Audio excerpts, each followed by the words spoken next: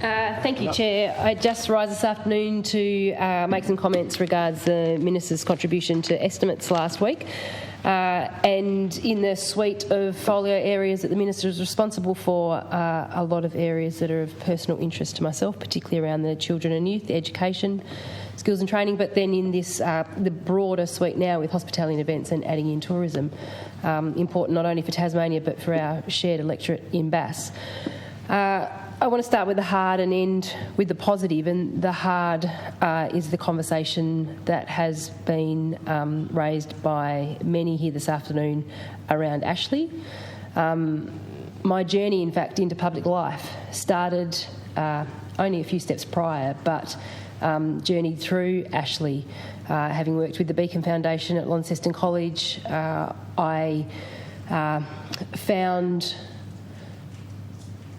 a place where I could make a contribution working with young people, particularly young people at risk, and was assigned to work out at Ashley at the Youth Detention Centre. So I have some personal experience and understanding of, although that was 20 years ago, as we've heard recently, there has been change and things do change, but not a lot has changed. And I had to actually go back and do a little research with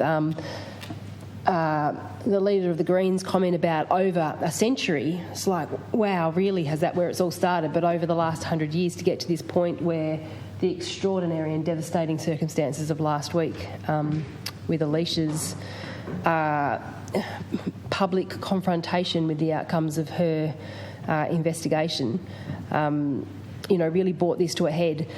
And for many moments in life where we seek to make change, and I know that there's seriously good intent to shift what we all understand are the challenges with Ashley at the moment. But for my contribution here, I implore those that are responsible for this transition that infrastructure alone, that closing a facility and building 2 new facilities is not the solution.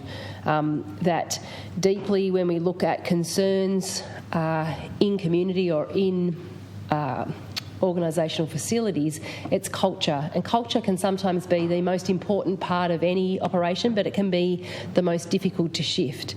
And so, yes, with a fresh facility at some point in the future, in the 3 years that it's been suggested, finding a site, designing a for-purpose of best outcome facility that has the very best teams and people with purpose and with consideration and dedication for the work that they do with the young people of Tasmania who will find themselves in these circumstances needs to be at the very core of what happens.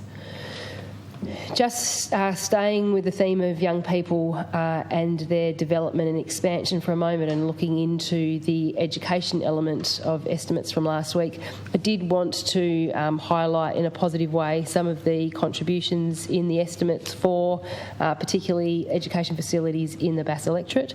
I know for some time members of the Lagana community have been both excitedly awaiting the development of a school for Lagana, but also really keen to express their concern or needs around placement and integration and how facilities, if built, can be shared with community. So recognising the commitment there and the timing over these next 3 years to actually land that project in a positive way for the community is welcomed. And what is in fact further welcomed, because that's been on the agenda for some time, like many have discussed, a number of school facilities in their contributions this afternoon, the Exeter High School have been for many years asking for support for their infrastructure upgrade, so it's great to see that in the budget, and that's a positive contribution. New to this place and new to the process of state-level elections, what I found curious in the early build-up of our localised election in Bass was the really obvious focus that was put on the Glendew Primary School swimming pool. The place that anybody in northern Tasmania that's learnt to swim, that's in the region of Bass or in the extended Greater Launceston area, pretty much everyone learnt to swim at the Glendew Primary School pool.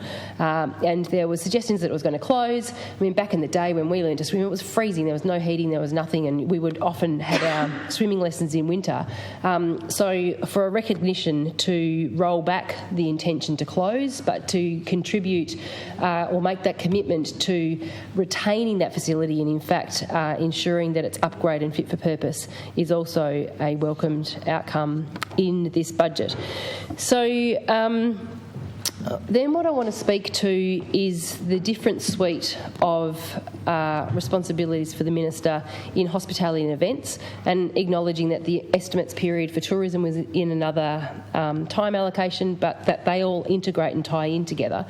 And wanting to reflect on the process not only last week in scrutiny or the week before in recognising what allocations were actually in the budget and how much has been set aside in case we need ongoing support regarding any sort of COVID impact for Tasmanian operators, that make positive comments when it's appropriate. The package that's been announced this week is welcomed, and I almost find it curious that you can on one hand be really positive about something and also have feedback about it, so that the need to defend a decision that a package is raised and then look at all these people that said that it's welcomed. Of course it's welcomed. Support right now for our businesses that are struggling is always going to be welcomed.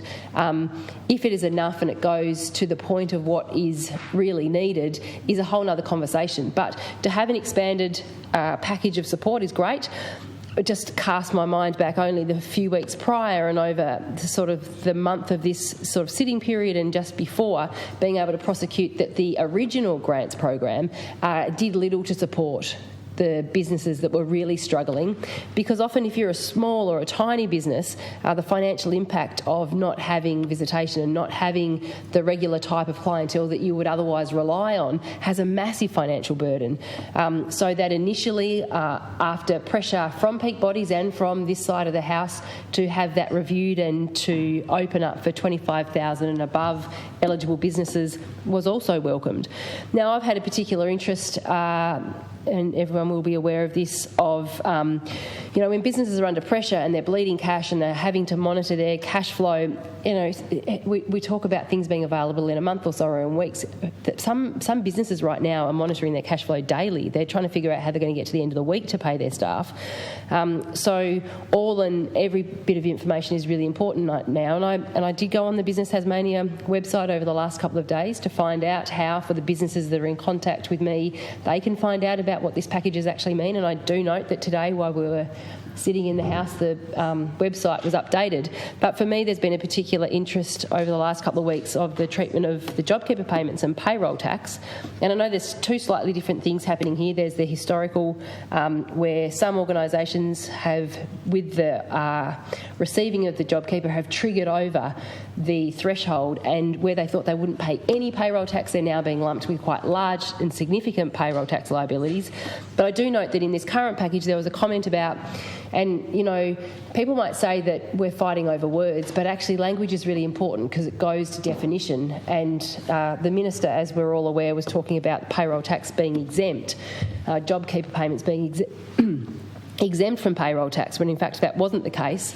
And now we're talking about payroll relief. But I would just like to ask that some clarity can be provided, hopefully today, if not tomorrow, that when I've been through the Business Tasmania site, it's really clear what the expanded packages offer to people in different eligible entities in different revenue categories. However, there is no information that I can find yet, and not that any other businesses that have been interested to look for it, on what the actual relief means, how it will work, and where they can find out that information. So I'm not sure if it's updated somewhere else, but if someone knows that and they could let me know, that would be great, because we can pass it on. And what, for the people that have actually paid their liabilities, that payroll tax, which was unexpected, has been paid, when and what the timeframes will be for those reimbursements to occur. So in this suite of responsibilities, I think more importantly than anything, changes to Ashley, infrastructure alone, system and structure alone, means a bit, but not everything. It's culture, it's behaviour, it's expectation, it's leadership. It's about how people behave, engage, respect and care for the people that they are charged to support. My time at Ashley, I saw so many young people that had such great potential and they were incredible individuals, yet for the ecosystem that they had grown up in. So for me, my plea is, in the 3 years from now, we need to set a culture where we look after young people and support their potential in our community and beyond.